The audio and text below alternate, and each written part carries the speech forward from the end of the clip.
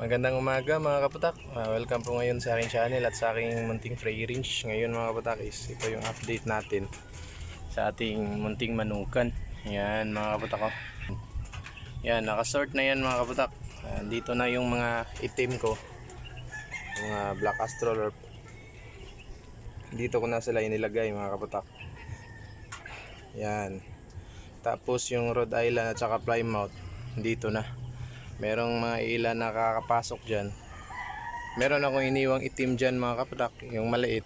Pero meron dalawang black astrolorp galing dito na pumunta doon para lumipad yata mga kaputak. Tapos itong yung pangharang natin dito, kinuha ko na, doon ko na inilagay mga kaputak kasi itong rooster natin, itong isang rooster natin, yan, yung Rhode Island, lagi kasi siyang nakakalabas.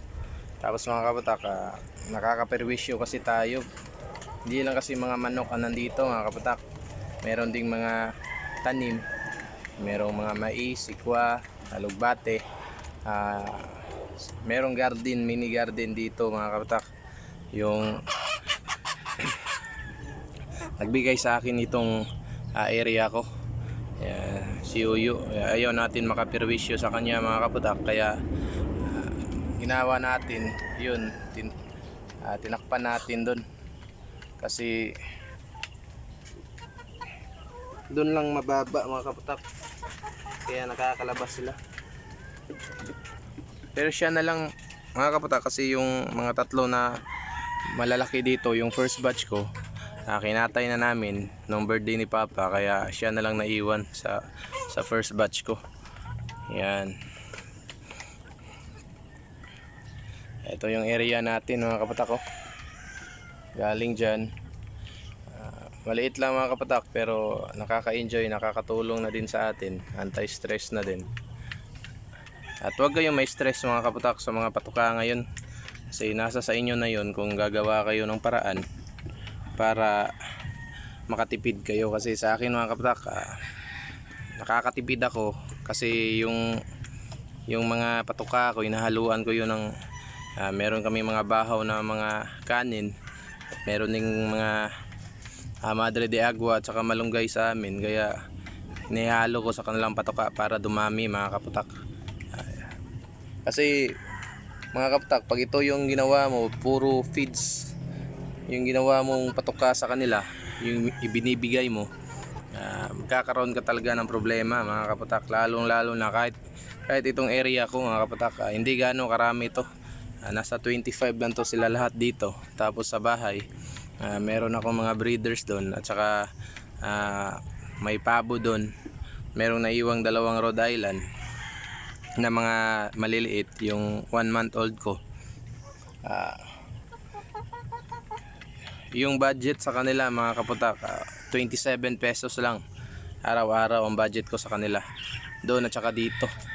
Kaya laking tipid na din mga kaputak pag meron kayong mga inihahalo sa inyong mga feeds. At saka sa tubig nila mga kaputak, ito lang ginagamit ko. Yan, meron yung halong bawang, yung ahos dito sa amin, inihaluan ko na yan. Meron kasi yung antibacterial mga kaputak. Kahit tapos na natin silang purgahin mga kaputak, ito yung binigay ko sa kanila. Ngayon is ika-4 na araw na, pero naglalagay pa rin ako nito ng natural na pamamaraan ko. Ito yung tubig na may bawang. Yun yung ginagamit ko dito mga kapatak. Gumagamit din naman ako ng mga vitamins dito. Yung Bitrasin yung binibigay ko mga kapatak. Pero ngayon bawang na natural yung binigay ko kasi tapos ko pa silang purgahin. Tapos tinaasan ko yung araw ng paglalagay ng bawang sa kanila kasi laging umulan dito sa amin. Yan mga kapatak ko. Yan, laging umaambon. Umaga pa lang, alas 3 ng madaling araw, umulan na. Kaya mga kaputak, ang ginagawa natin, nalalagyan natin ng ganito, yung bawang, yung kanilang tubig. Tapos hindi na din makalat tignan mga kapatak, na sort na kasi natin sila. Nandito yung Rhode Island at saka itong mga itim nandito. Yan, gumagala na. Yan. Yung mga itim natin. Diyan na sila. Yan. Ito yung palalakihin din natin mga kapatak. Tapos meron tayong mga in-incubate sa bahay. Soon dadagdag natin sila dito sa ating free range. Yan, kasi yung mga itlog na binigay ko sa kanila, binigay ng kaibigan ko mga kapatak, ako lang daw bahala kung ilan yung ibibigay ko sa kanya pag may napisa. Meron yung 5 basilan at saka 7 heritage, yung black astrolorp niya. Ako na daw bahala kung ilang ibibigay ko, pero nasa sa kanya pa rin mga kapatak kung ilan yung ibibigay niya sa akin. Ano naman tayong tao mga kapatak, kaya marami nagkakagusto sa atin mga kaibigan kasi hindi tayo tumatalo. Lagi tayong go lang, kung anong gusto nila yun tayo mga kapatak. Kaya marami tayong kaibigan, lalo na dito sa aking mga hobby mga kapatak, tulad ng mga Alps 1 ko. Meron tayong mga Alps 1 sa bahay, meron na din tayong mga kaibigan doon. Saka sa mga isda, talaga ako nung una mga kapatak, marami akong kaibigan doon. Itong sa pagmamanok, hindi pa naman ako nagbi-breed ng maramihan, ito lang muna. Tsaka hindi ko naman to ibinebenta lahat mga kapatak. Pag meron lang pumupunta sa amin, binibigyan ko. Pero pag wala naman, okay lang mga kapatak, kasi ito naman talaga yung hilig natin, yung pag-aalaga ng mga hayop. Kaya hindi tayo nasasayangan. Hindi naman sayang mga kapatak, di ba? Kung kukwentahin lang natin 27 per kilo, kasi yung pinapakain naman natin dito hindi naman yung mga mamahalin mga kapatak. Pinapakain naman natin is yung PDP pellets lang, at hinaluan natin ng mga vitamins, yung Umicbet, may malunggay, nilalagyan din natin ng bawang extract. Ito mga kapatak, nilalagay natin sa patuka nila para naka-absorb na din yung antibacterial. Yan. Yun mga kapatak. Talagang basura dyan mga kapatak, hindi pa natin nasusunog kasi laging umuulan.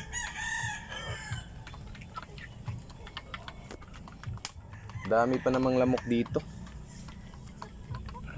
Ayan. Tapos mga kapatak, sa 15 or sa 16 pupurgahin ko na naman sila ulit. Yan, pupurgahin ko na naman sila ulit para sa pang month nila na purga. Kasi ginagawa natin dito mga kapatak,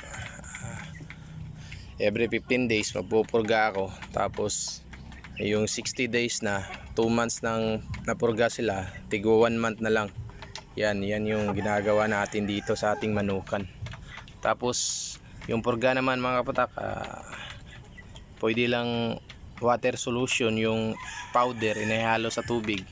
At meron namang mga wormal, yung tag 7 pesos yung isa.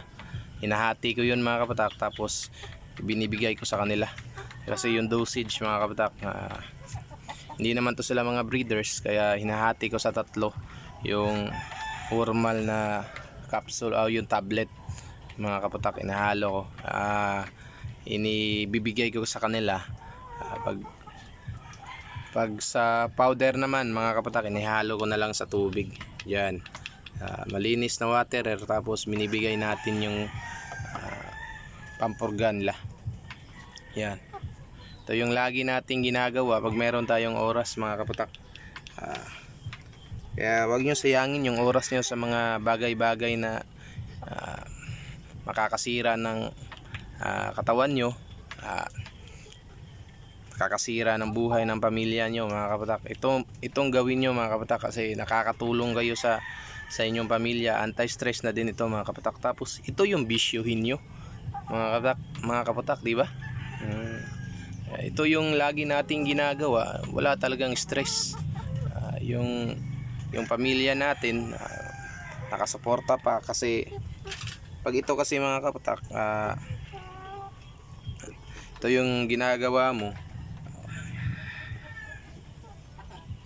wala silang wala silang negative na i-feedback sa'yo kasi hindi naman to nakakasira ng katawan mga kapatak. Ito yung bisyo na hindi nakakasira, nakakatulong pa, di ba? Yan, libreng pagkain na din dito mga kapatak. Wag walang pagkain sa bahay, dakip ka lang dito. Ito yung range natin. At ito yung mga alaga natin. Yan. Soon mga kapatak, meron na tayong basilan dito. Ilalagay natin dito yung mga basilan natin. 2 to 3 months, malalaki na kasi yung mga basilan. Dito natin sila ilalagay. At saka disease resistant din yun, mga basilan. Kasi native naman sila dito sa Pilipinas. Ito namang mga Rhode Island at saka Black Australorp sa ibang bansa kasi ito. Dito lang pinaparami ng mga breeders natin sa Pilipinas. Yan. Tapos na tayo magpatuka. Yeah, okay. Yun lang mga kapatak. Happy farming po sa lahat. God bless you all.